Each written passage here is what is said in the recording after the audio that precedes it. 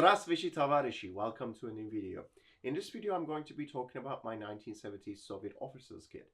I hope you enjoy. To start off with, this impression is not 100% complete. I still have to get some items. These include the macro holster along with the graduation badge and original boots. But for now, I think it's about 95% complete, with even the items listed also including the map case contents, which is all in itself is a really hard thing to gather around when you take a look at it, but I digress.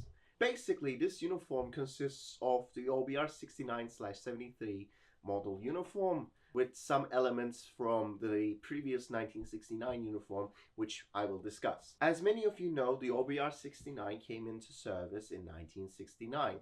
It was a uniform that was designed to basically replace the old gimnasterka style uniforms with a basic tunic design that also had a 5-button front instead of a pullover design, just like the gimnasterkas.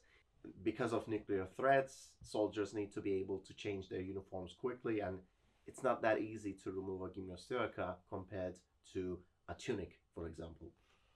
So this uniform was introduced in 1969.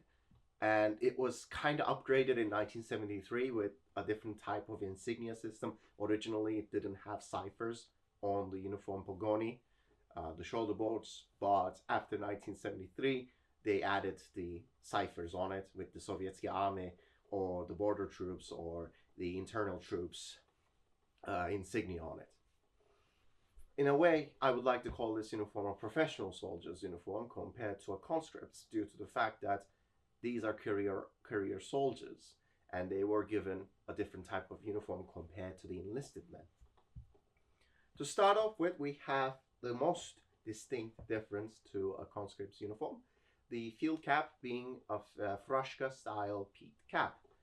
Of course, pilotkas were also issued and they had piping on them, but in most cases, I believe officers tried to wear their field caps more often due to the fact that it was in the regulations, but also it differentiates themselves really well from the enlisted personnel, even sergeants for that matter.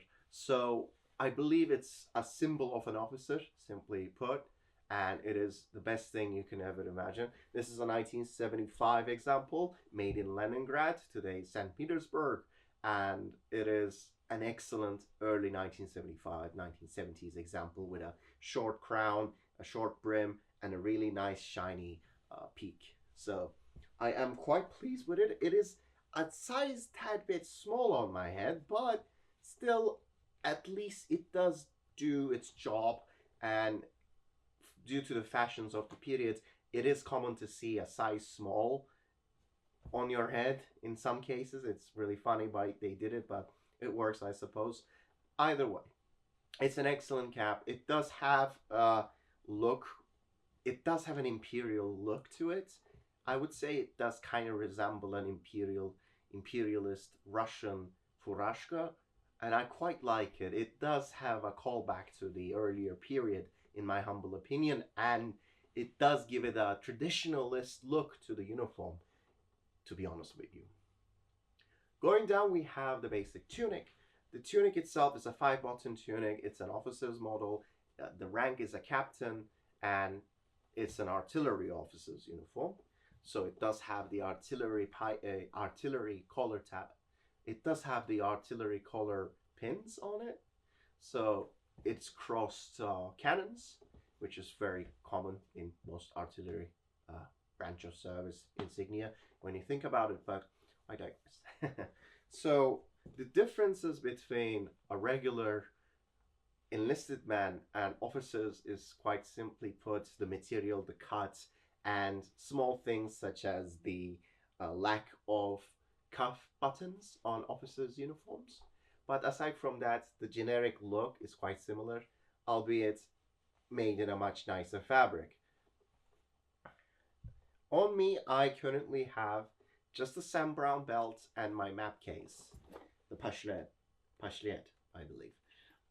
In it, I actually do have its contents, which include a couple sets of pencils, a compass, which is that compass, not the actual compass, not the magnetic compass. I do have a magnetic compass as well. The what was its name again? The curvimeter, which calculates the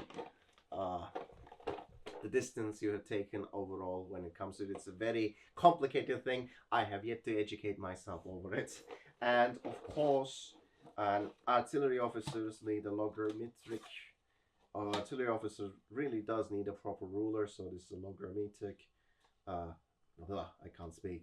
This is a proper ruler with the calculations. I forget the name of it. And it is vital for doing trajectory and distance calculations. And it's all 1970s dated for my luck. So that's good, I suppose. Aside from that, I do have an eraser and whatnot, but I will give you guys a closer look to this, as you can see here. So yeah, that's a really nice example of an original map case. I still don't have original maps. I'm planning on getting reprints so that I can actually draw on them without destroying an original, you see. I believe that would be a worthy cause.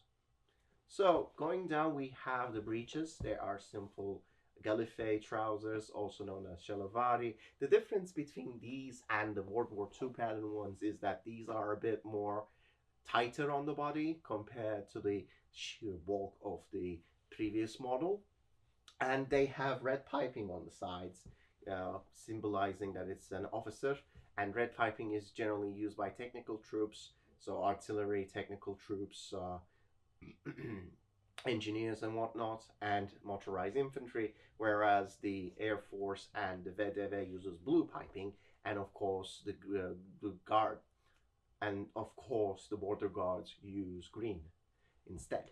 On my feet I have, well, currently non-original generic officers' riding boots. I am currently looking into getting myself an original pair of Soviet officers' jack boots from my dear friend, and I will be making an update video in the near future, hopefully with all the rest of the equipment and pieces that I have currently missing. One thing to add, I also have a binocular case along with binoculars. Binoculars, how do you want to pronounce it, honestly? I mean, English is my second language in the first place, so what can I say? Binoculars, I don't have a strap for it, so I can't really put it over my shoulder to add it into the setup, but you can actually attach it to the belt. It wasn't commonly done, so I'm not doing it. I will be getting a replacement strap, either made or buy it online somehow. I doubt I will be able to find an original, so it's most likely going to be a reproduction, at least made in the same color of leather as the leather pieces you see, because this is actually made from leather and fake leather at the same time. So yeah, I digress. But yeah, this is pretty much it when it comes to the basic officer's field kit. You would also have a helmet, a gas mask bag, but in most training exercises, I haven't seen any of those being worn by officers, especially in the artillery. They don't seem to care much about gas attacks and, you know, shrapnel hitting your head while, you know, in a training. So I suppose it's not really necessary for the equipment, but usually you have two options, the SSH-40/60 or the SSH-68 helmet for the 1970s and 80s onwards. But as I said previously, in most instances, officers simply don't wear them unless they're motorized infantry, which makes sense in its, you know, if you think about it, because they're more active compared to artillery officers. So yeah, this is pretty much it when it comes to the basic equipment. I hope you enjoyed this short little video. I will be making an update video about this in the coming months. Hopefully I will get rest of the kit sorted by then. And if you guys have any questions, anything to say, please do comment them down below. Give us a like and subscribe if you haven't. And as always, stay cheeky breaky. Well, that was weird, but anyways, stay cheeky breaky, comrades.